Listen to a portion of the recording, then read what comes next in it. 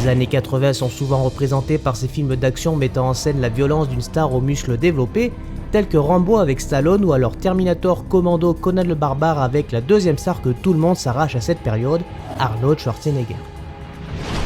C'est après avoir plaisanté sur le mélange entre les films Rambo et Alien que Jim et John Thomas, tous les deux scénaristes, rédigent un premier script intitulé Hunter, racontant le duel entre un extraterrestre et un soldat surdéveloppé.